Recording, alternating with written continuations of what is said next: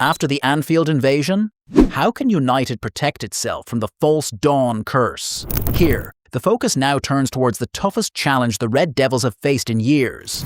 At the same time, however, it has reignited the eternal question: can Manchester United, under the leadership of Ruben Amorim, finally build genuine momentum and continue on the upward path? Below are 6 steps United must take to avoid another collapse.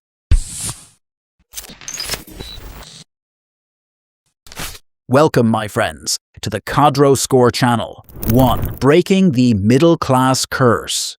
Manchester United's real crisis has long been not against the elite, but against the middle. While the team raises its level against the giants, it stumbles against clubs like Crystal Palace, Brighton and Bournemouth. These sides, in particular, have reflected United's mental fragility and its weakness in asserting dominance when it is the stronger side. Brighton, the next opponent, represents a clear test of that. They have beaten United in their last 3 visits to Old Trafford with an aggregate score of 8-3. The Red Devils supporters still recall how Amorim lost his temper after last January's defeat to the Seagulls, to the point of smashing a screen in the dressing room. It is not just Brighton alone. United have lost 3 matches and drawn 1 against Crystal Palace over the past 2 years, and have suffered 2 heavy 3-0 defeats to Bournemouth in consecutive Decembers.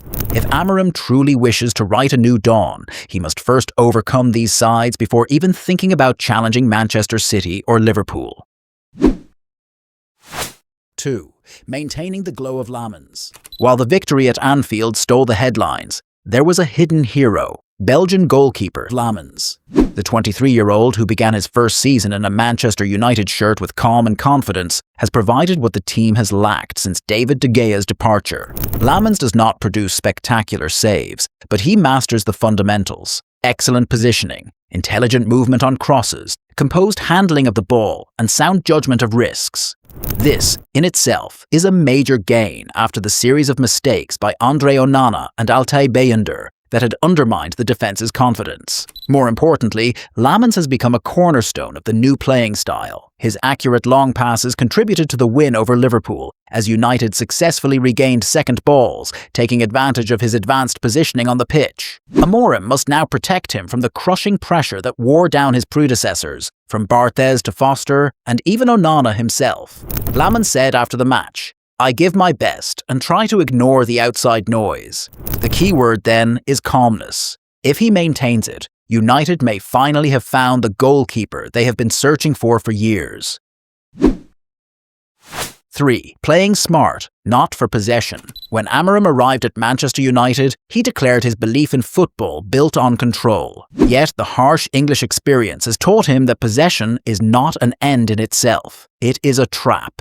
The team's best results have come when their share of possession was lower. Against Liverpool, it was only 36.5%. Against Sunderland, it barely exceeded half. And versus Chelsea, it did not surpass 41%. But when they had more of the ball, as against Manchester City, defeat followed. Statistically, United have lost all 3 of their matches this season when they dominated possession, and have won 4 times when they ceded control to the opposition. It may seem illogical, but it reflects the new balance Amorim seeks to impose: practical, fast football built on direct transitions rather than sterile circulation.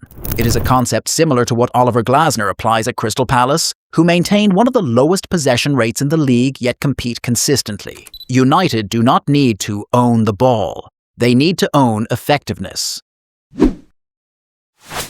4. The continuity of the golden partnership between Amad and Mbeumo. Who could have imagined that Amad Diallo, the talented winger, would become a starting right-back in United's new lineup? He has transformed from a passing substitute into one of the team's key tactical assets, thanks to his sparkling partnership with Bryan Mbeumo on the right flank. 3 of United's 4 victories this season have come with him starting in that position. At Anfield, he assisted Mbeumo's opening goal and was the team's main source of threat before being withdrawn as a precaution after receiving a yellow card. And when he missed the Brentford match due to a family bereavement, the team immediately lost. Now, with Noussair Mazraoui returning from injury, Amorim might be tempted to make a change, but logic dictates that maintaining the Amad Mbeumo partnership has become a tactical necessity rather than a mere alternative option. The Ivorian provides the team with a rare attacking and defensive balance, and his manager said after the Liverpool match, He's perfect for this position. Amorim's biggest gamble has been placing trust in young players, and Ahmad might just be the finest embodiment of that philosophy. 5. Smart rotation between Cunha and Šeško. The biggest surprise before the Liverpool clash was the absence of Benjamin Šeško from the starting lineup. But Amorim knew exactly what he was doing. He chose Matheus Cunha as a false nine, and the decision paid off perfectly. Cunha's constant movement and ability to link the lines effectively unsettled the Reds' defence. The Portuguese manager said after the match, "If we play with Šeško, it becomes easier for opposing defenders to mark him. Cunha gives us more flexibility. Indeed, his interchanging movements with Mount and Mbeumo were a major reason for the spaces created and the disruption of Liverpool's defensive structure. Then came Šeško's turn in the second half, using his physical strength to help defend the lead and close down aerial routes. What Amorim implemented here was the principle of constructive contrast, deploying two strikers of opposite styles to serve the tactical plan depending on the match's flow. It may frustrate the ambitious Šeško, but it's a strategy that provides United with an attacking and defensive balance few teams can match. 6. Continuing to rely on direct play and long balls. Perhaps the most controversial moment after the Anfield match came when Liverpool manager Arne Slot described United as a long ball team. Yet, in truth, that statement was a disguised compliment rather than a criticism. The current Premier League is increasingly shifting towards a more direct style of football, as confirmed by Opta data showing that the number of short passes this season is the lowest in 15 years.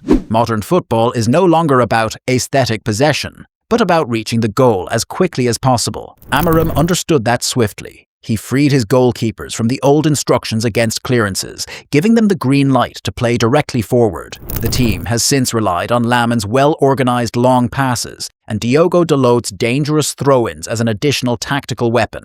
And since the Old Trafford crowd, as Amorim jokingly put it, is easily pleased, they do not mind the method as long as they see the result. Therefore, the manager should ignore aesthetic criticism and continue to develop his pragmatic approach, the one that has restored United's lost spirit. Between hope and fear. The Anfield victory was not merely 3 points. It was a last chance to restore faith in a project that was on the brink of collapse. Yet true success will not be measured by the number of tweets praising Amorim or chants from the stands, but by the ability to sustain this momentum against less glamorous, more stubborn opponents.